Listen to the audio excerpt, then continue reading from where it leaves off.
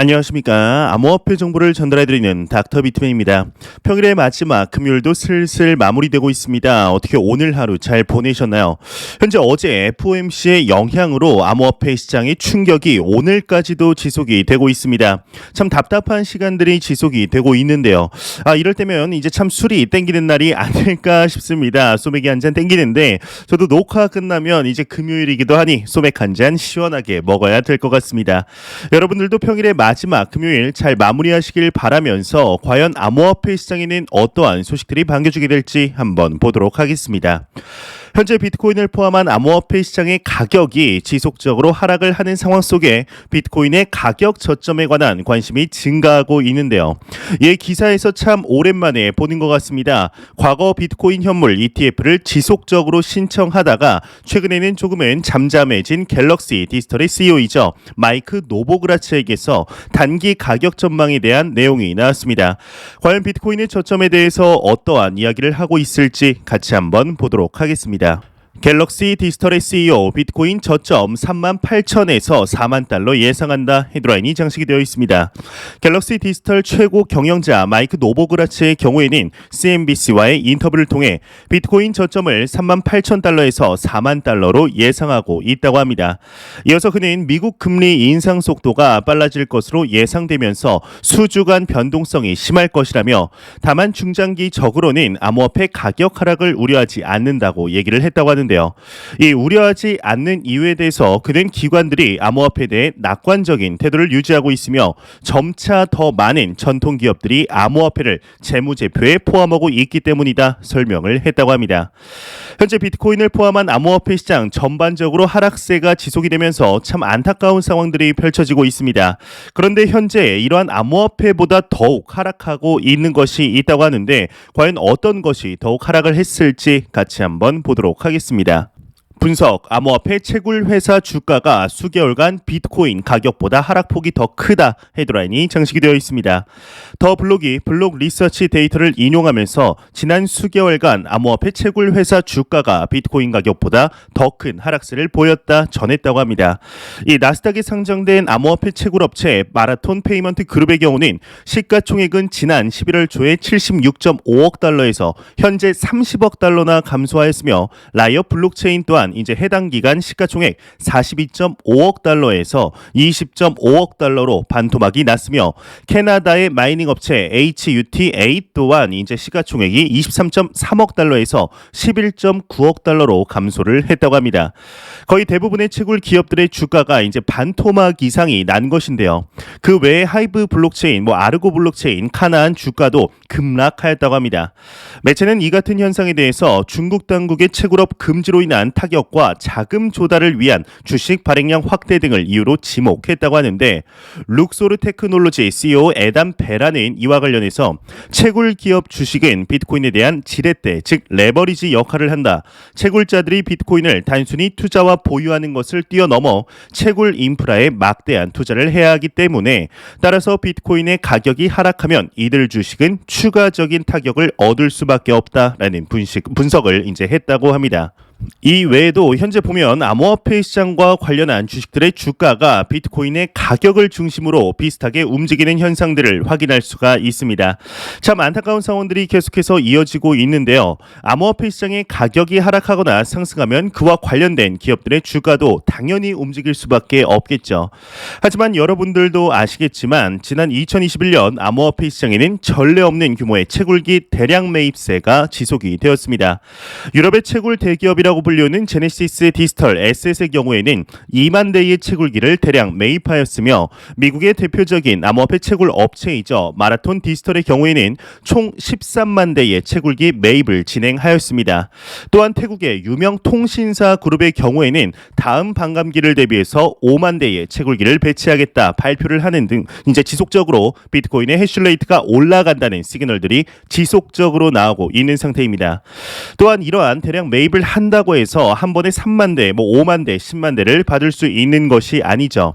이 비트메인과 같은 채굴기 생산 업체의 경우에는 그러한 분량들을 나누어서 이제 한 달에 일정 개수씩 생산하여 지속 공급을 하는 식으로 채굴기를 보내게 되는데요. 이 말인즉슨 못해도 이번 연도 말까지는 비트코인의 채굴 파워가 지속적으로 상승할 수밖에 없다는 말이 되겠죠. 비트코인의 대표적인 낙관론자 중 한 명이죠. 이 맥스 카이저의 경우에는 비트코인 해시레이트의 가격이 따라간다고 믿는 대표적인 인물입니다. 실제로 비트코인의 해시 파워가 증가할 경우에는 시간의 문제이지 결국엔 거의 비슷한 모습을 보여주고 있기 때문에 이 맥스 카이저가 주장하는 내용이 절대로 허황되었다고는 볼 수 없는 상태인데요. 어제 카자흐스탄에서 이제 인터넷 폐쇄 조치로 인한 해시레이트의 급락 전에 비트코인의 가격은 하락을 하였었지만 해시레이트가 비트코인 탄생 이후 역사상 최고치를 갱신하게 되었습니다. 보통 해시레이트의 상승은 비트코인 채굴 난이도의 상승을 일으키며 채굴 난이도의 상승은 채굴 비용을 상승시키게 됩니다. 채굴 비용의 상승은 비트코인의 가격의 상승으로 통상의 메커니즘이 이루어지게 되는데요. 현재 카자흐스탄의 해시레이트 급락의 경우에는 역사를 돌이켜 보았을 때 이러한 급락의 경우 다시금 금방 회복이 되었기 때문에 그럼에도 좀 답답한 지금의 가격은 어쩔 수가 좀 없는 것 같습니다. 이러한 소식과 더불어서 비트코인의 가격 하락 때문일까요? 시장에 부정적인 내용들이 지속적으로 나오고 있습니다.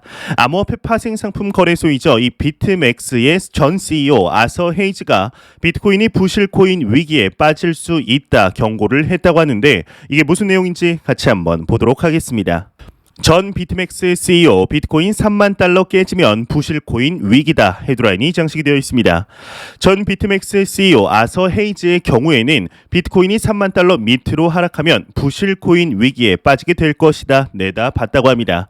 그는 7일 자신의 블로그에 올린 글에서 시장 침체기에 기관 투자자들이 비트코인 가격 하락을 방어할 수 있을지에 대해 회의적이라며 기관 투자자들은 시장 분위기가 바뀌면 주저없이 포지션을 포기할 것이다 전망을 했다고 하는데 이어서 그는 3개월에서 6개월 사이 비트코인이 3만 달러, 이더리움이 2천 달러 아래로 하락하면 그들의 모든 부실코인을 내던질 것이라고 덧붙였다고 합니다.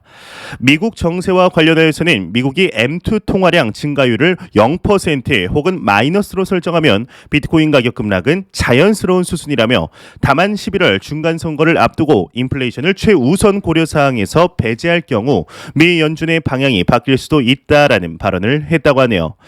여러분들은 이에 대해서 어떻게 생각하시나요? 정말 비트코인의 가격이 3만 달러가 무너지면서 2만 달러까지 하락할 것이라 생각하시나요?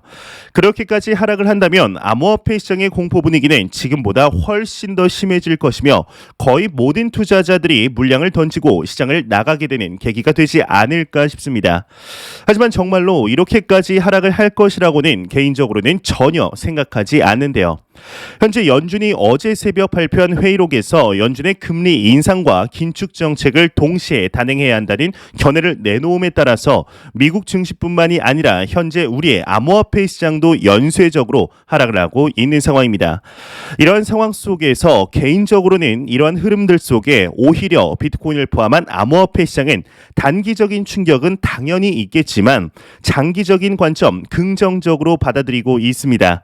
이러한 저의 생각과 같은 견해를 가지고 있는 인물이 나왔는데 정확히 어떠한 내용일지 같이 한번 보도록 하겠습니다. 블룸버그 전략가 연준의 긴축 정책 비트코인 수혜자가 될 수도 있다 헤드라인이 장식이 되어 있습니다. 블룸버그 인텔리전스 소속 시니어 상품 전략가 마이크 맥글론의 경우에는 보고서를 통해 연준의 긴축 정책 속에서 비트코인이 최고의 수혜자가 될 수 있다 말했다고 합니다. 그는 정책 위반자들이 2022년 인플레이션과의 싸움을 강화할 것으로 보인다며 이러한 상황 속에서 인플레이션 해지 수단으로서 비트코인의 매력이 커지고 있다 말했다고 하는데 이어서 주식 및 암호화폐가 단기적으로는 역풍을 맞을 수 있다. 하지만 이러한 환경에서 더 나은 성과를 낼 수 있는 독특한 위치에 있으며 투자자들은 비트코인을 디지털 준비 자산으로 인식하고 있다 설명을 했다고 합니다. 현재 글로벌적으로 거시 경제적인 분위기를 여러분들도 잘 아시리라 생각이 듭니다. 이틀 전 회의록에서 나온 고용 지표가 다우존스의 예상보다 당초 2배가 높은 수치가 나옴으로써 경제가 회복이 되었구나라는 생각으로 연준이 이러한 발언과 더욱 매파적인 이야기들이 나왔지만 일각에서는 이러한 것들이 너무 미국의 경제 상황을 낙관적으로 보고 있다는 견해들 또한 지속적으로 나오고 있습니다. 지난 2021년 11월 소비자 물가지수의 경우는 6.8%를 기록하며 1982년 이후 거의 40년 만에 최고치에 도달하게 되었습니다. 이 생산자 물가지수는 9.6%로 이 역시 역대 최고 상승률을 기록하게 되었는데요. 2010년 이후에 이 지수를 사용하기 시작한 이래 최대 오름폭에 도달하게 되었죠.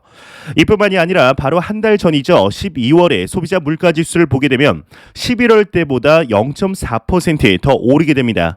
생산자 물가 지수 또한 이제 11월 대비 0.3%더 상승하였는데 이런 상황 속에 단순 고용 지표가 올랐다고 해서 금리 인상과 양적 긴축을 진행하게 된다면 과연 시장에 어떠한 영향을 미치게 될까요? 이러한 인플레이션의 상황이 지속이 되면서 현재 연준의 매파적인 발언으로 인해 자산 시장에 큰 충격이 다가왔지만 장기적인 관점으로 볼 때 비트코인의 인플레이션 해지 수단으로서의 입지는 더욱 가속화될 것으로 충분히 예상 가능하게 되는데요.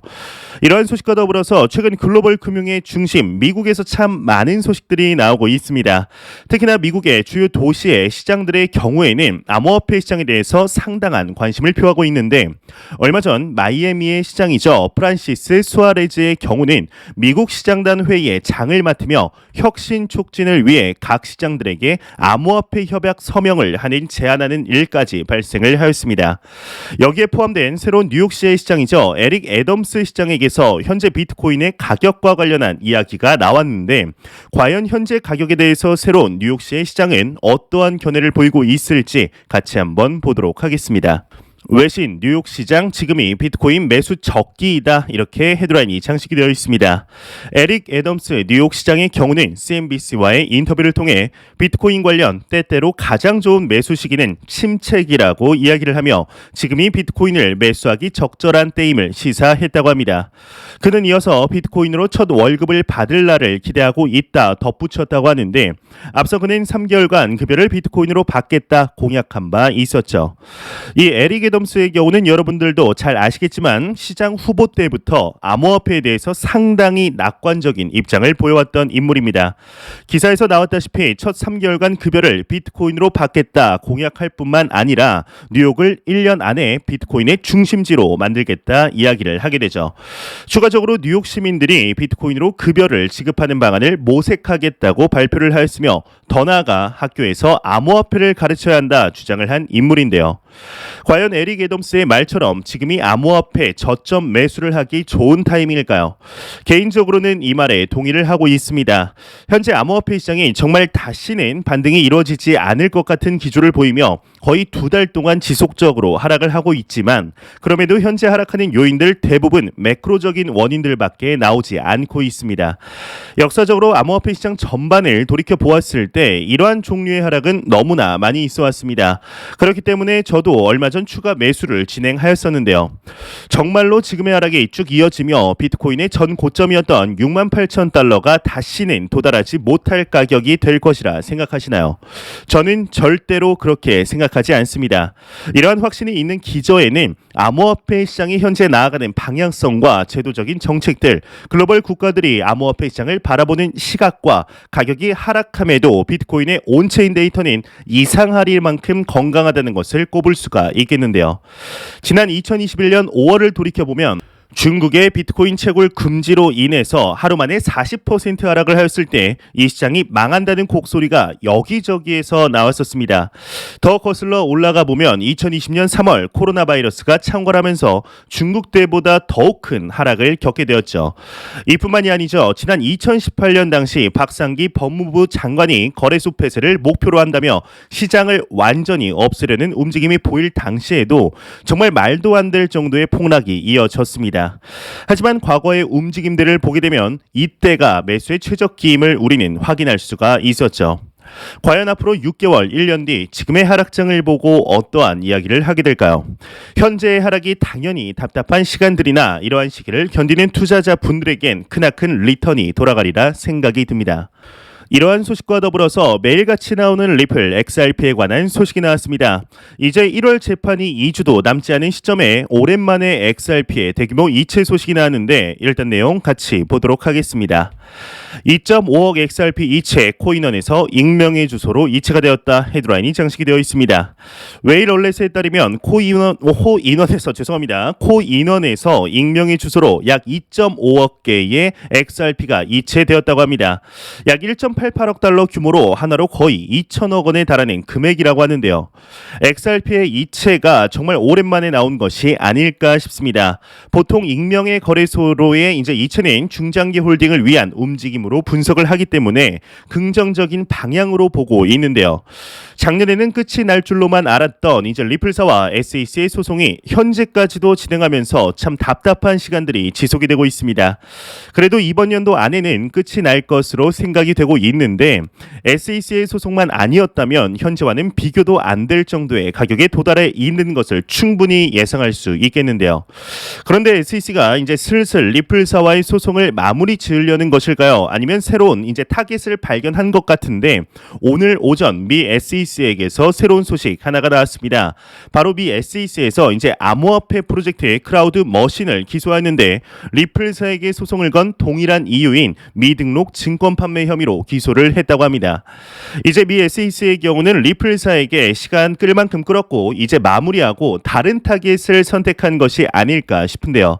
과연 다가오는 1월 재판에서 어떠한 소식들이 나오게 될지 한번 지켜보도록 하겠습니다. 안 보고 가면 섭섭하겠죠. 마지막 크립토 공포 탐욕지수입니다. 가격이 어제보다 더욱 하락했음에도 불구하고 포인트는 조금 더 올라갔습니다. 어제 대비 3포인트 상승한 18포인트를 기록하며 여전히 극단적인 공포 단계를 유지하고 있는데요. 이 지수는 0이면 공포, 100이면 낙관을 의미하게 되죠. 참 답답한 시간들이 지난 11월 말부터 해서 현재까지 지속이 되고 있습니다. 우리 마음처럼 안 되는 것이 인생과 투자라고 하지만 이건 좀 너무 하락하는 것이 아닌가 싶은 생각도 충분히 드실 것 같은데요. 앞서 말씀드렸지만 개인적으로도 제가 항상 장기 투자, 가치 투자에 대해서 이야기를 드리지만 이렇게 가격이 하락을 하게 되면 당연히 마음이 답답한 것은 어쩔 수가 없습니다. 아무리 10년을 본다고 해도 고점 대비 거의 40% 하락한 상황이 달갑지만은 않은 것이 사실인데요. 하지만 그렇다고 마음이 아플 뿐이지 절대로 매도를 하진 않습니다. 과연 왜 그러는 것일까요? 지금 가격이 하락하니까 현금화를 시켰다가 이제 상승할 것 같을 때 다시 투자하면 손실을 최소화할 수 있는 방법이 아닐까요? 맞습니다. 지금 가격이 하락하니까 어느 정도 소강 상태일 때까지 빼두었다가 상승할 것 같을 때 다시 넣으면 손실을 최소화하면서 수익은 극대화할 수 있죠. 정말 그럴싸하며 맞는 말입니다. 하지만 이러한 것을 우리는 마켓 타이밍이라고 합니다. 상당히 그럴싸하지만 전혀 그럴싸하지 않은 이야기이죠. 이 가격의 단기적인 변동성은 그 누구도 맞출 수가 없습니다. 어제 새벽 FOMC의 영향으로 시장이 이렇게까지 급락할 것이라고 과연 누가 알았을까요? 또한 조금 더 이제 거슬러 올라가 보면 지난 2021년 5월 앞서 말씀드린 대로 중국의 비트코인 채굴 금지로 인해 가격이 하락하며 또한 2달 만에 다시 회복할 것이라고 누가 생각할 수 있었을까요? 이 시장의 변동성은 이 지구상에 존재하는 그 누구도 맞출 수가 없습니다. 만약 그게 가능하다면 이제 그 사람은 지구상에서 아무도 따라올 수 없는 엄청난 부자가 될 것입니다. 이 선물 시장을 통해서 레버리지 100배 걸고 하락할 것 같을 때 매도 포지션하고 이제 올라갈 것 같을 때 롱 포지션으로 위아래 다 이제 하면 되기 때문이죠. 하지만 이러한 것은 절대로 불가능한 일입니다. 우리는 암호화폐 시장에 투자를 하면서 이러한 말도 안 되는 변동성을 너무나 많이 봐왔습니다. 그럴 때마다 시장은 항상 코인 시장이 끝이 났다, 시즌이 종료되었다라는 이야기들이 지속적으로 나왔었죠.